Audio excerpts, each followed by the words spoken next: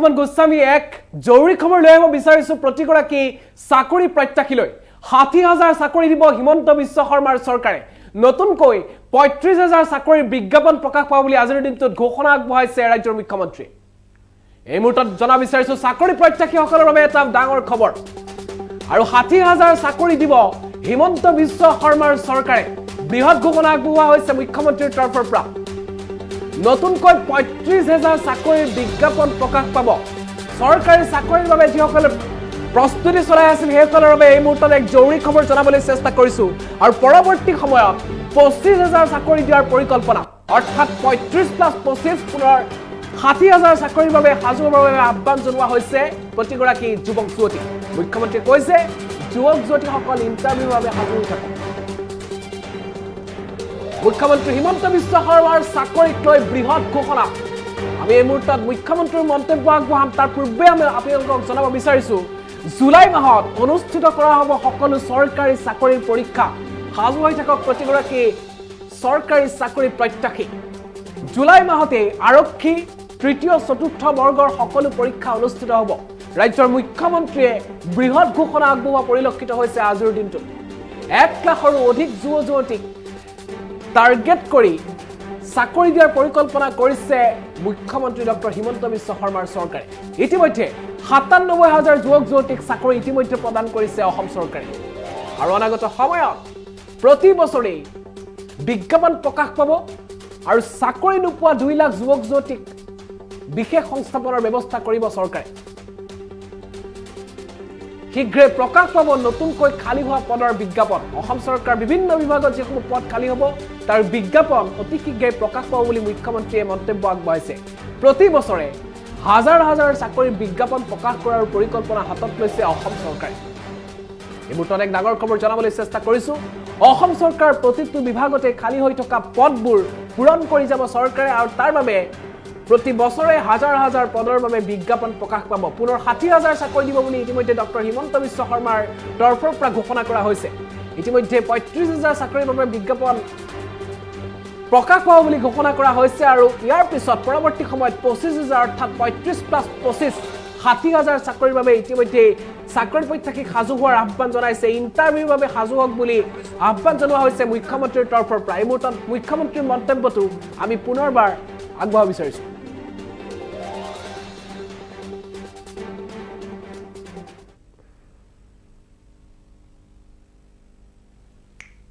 আমি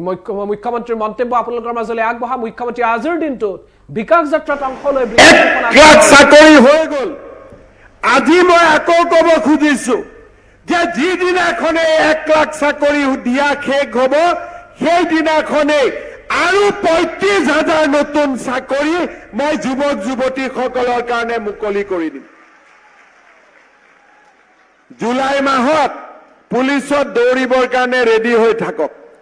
third grade fourth গ্ৰেডৰো interview July মাহত হ'ব শিক্ষকৰ নিযুক্তিও হ'ব আৰু ভগৱানে কৰিলে তাৰ পিছতো আৰু ২০-২৫,০০০ চাকৰি দিয়া ৰাস্তা মুকলি কৰিম এয়া মোৰ আপোনালোকৰ কাৰণে প্ৰতিশ্ৰুতি ইলেকশ্যনৰ সময়ত মই কমলপুৰ সমষ্টিত ৰঙিয়া সমষ্টিত আহিছিলো জালুকবাৰী মোৰ নিজৰ সমষ্টি ৰাইজৰ আগত কৈছিলো যে এইবাৰ যদি বিজেপিৰ চৰকাৰ হয় আমি ১ লাখ ল'ৰা ছোৱালীক চৰকাৰী চাকৰি দিম কওঁতে ময়ো বিশ্বাস কৰা নাছিলো যে কামটো হৈ যাব কবৰ কাৰণে কোনোবা নেদেখা শক্তিয়ে মোক সাহস দিছিলে আৰু মই কৈ দিছিলো ১ লাখ চাকৰি হ'ব অহাৰ পিছত জিকাৰ পিছত আমাৰ পাৰ্টিৰ মাজতো আলোচনা যে ই কেনেকৈ সম্ভৱ হ'ব ১ লাখ চাকৰি কেনেকৈ সম্ভৱ হ'ব আজি মই আপোনালোকক গৌৰৱেৰে কওঁ যে ৯৭,০০০ ল'ৰা ছোৱালীক আমি যোৱা ২টা বছৰত চৰকাৰী চাকৰি দিলো আৰু চাকৰি দিয়াতকৈ ডাঙৰ গৌৰৱৰ কথা এতিয়া চাকৰিৰ নামত আৰু কোনেও অসমত টকা ল'বৰ কাৰণে সাহ নকৰে টকা লোৱা বজাৰখনো আমি সদায় কাৰণে আজি শেষ কৰি দিলো শ্ৰদ্ধাৰ ৰাইজ ১ লাখ চাকৰি হৈ গ'ল আজি মই আকৌ ক'ব খুজিছো যে যিদিনাখনে 1 লাখ চাকৰি দিয়া শেষ হ'ব সেইদিনাখনে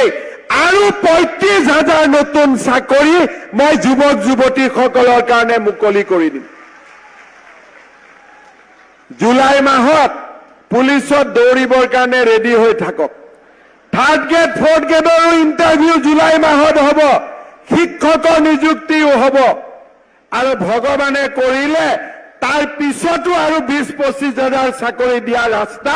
মুকলি কৰিম। এয়া মোৰ আপোনালোকৰ কাৰণে প্ৰতিশ্ৰুতি। আৰু এনেদৰে আজিৰ দিনটোত বিকাশ যাত্ৰাত অংশ লৈ মুখ্যমন্ত্ৰী ডক্টৰ হিমন্ত বিশ্ব শৰ্মাই স্পষ্টকৈ কৈছে যে 1 লাখ নিযুক্তি সম্পূৰ্ণ হোৱাৰ লগে লগে 35,000 চাকৰি অসমৰ যুৱক যুৱতীসকলৰ বাবে মুকলি কৰি দিয়া হ'ব আৰু তাৰ পৰৱৰ্তী সময়ত পুনৰ 20-25,000 চাকৰি বিজ্ঞাপন প্ৰকাশ পাব অসমত। এনেদৰে জুলাই মাহত 3য়-4ৰ্থ বৰ্গ আৰক্ষী আৰু শিক্ষকসকলৰ বাবে ইণ্টাৰভিউ অৰ্থাৎ পৰীক্ষা অনুষ্ঠিত হ'ব। নিযুক্তি পৰীক্ষাৰ বাবে যিসকলে প্ৰস্তুতি চলাই আছে সেইসকলক সাজু হৈ থকাৰ আহ্বান জনোৱা হৈছে মুখ্যমন্ত্ৰীৰ তৰফৰ পৰা। এই মুহূৰ্তত আমি পুনৰবাৰ মুখ্যমন্ত্ৰীৰ মন্তব্যটো আপোনালোকৰ মাজলৈ আগবঢ়াব বিচাৰিছোঁ।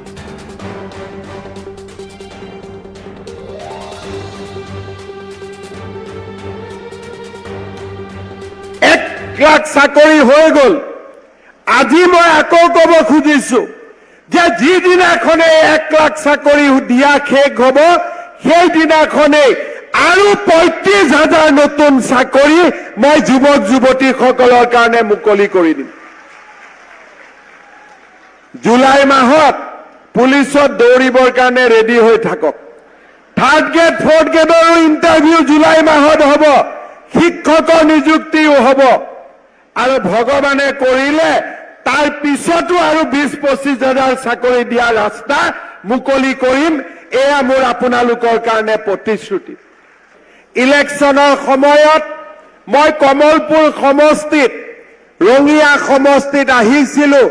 জালুকবাৰী মোৰ নিজৰ সমষ্টি। ৰাইজৰ আগত কৈছিলো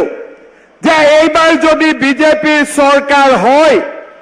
আমি 1 লাখ ল'ৰা ছোৱালীক চৰকাৰী চাকৰি দিম। কওঁতে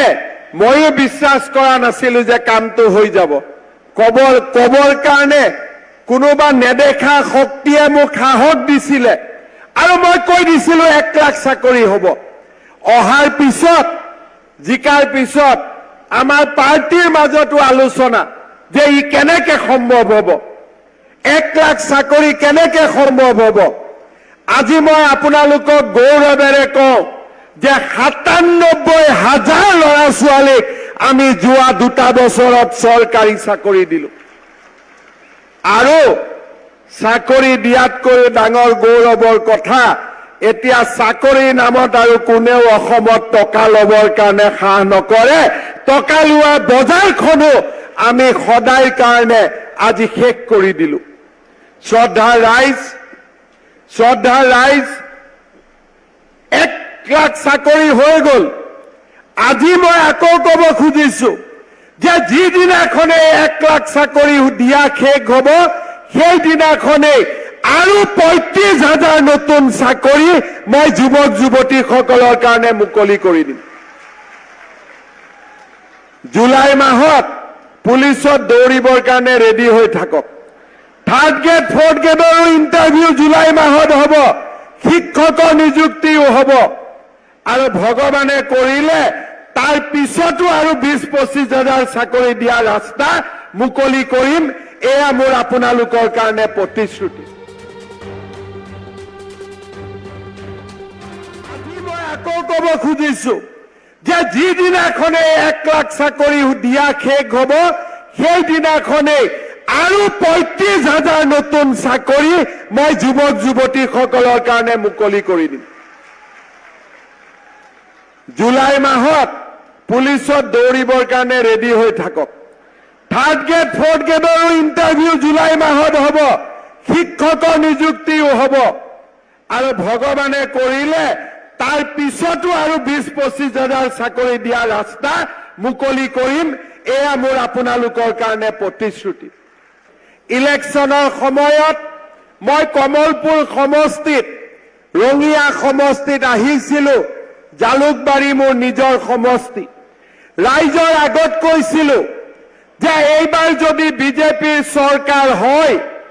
আমি 1 লাখ ল'ৰা ছোৱালীক চৰকাৰী চাকৰি দিম কওঁতে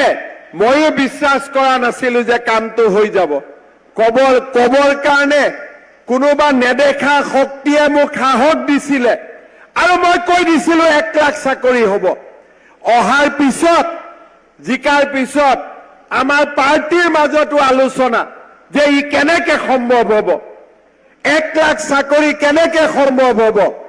আজি মই আপোনালোকক গৌৰৱেৰে কওঁ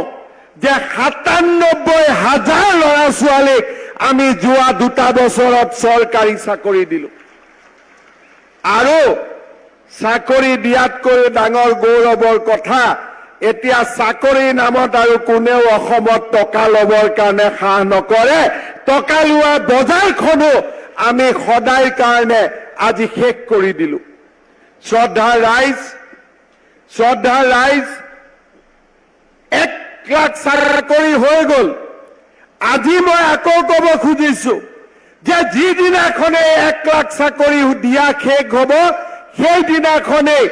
আৰু ৩৫,০০০ নতুন চাকৰি মই যুৱক যুৱতীসকলৰ কাৰণে মুকলি কৰি দিম জুলাই মাহত পুলিচত দৌৰিবৰ কাৰণে ৰেডি হৈ থাকক 3rd grade 4th গ্ৰেডৰো interview July মাহত হ'ব শিক্ষকৰ নিযুক্তিও হ'ব আৰু ভগৱানে কৰিলে তাৰ পিছতো আৰু 20-25,০০০ চাকৰি দিয়া ৰাস্তা মুকলি কৰিম এয়া মোৰ আপোনালোকৰ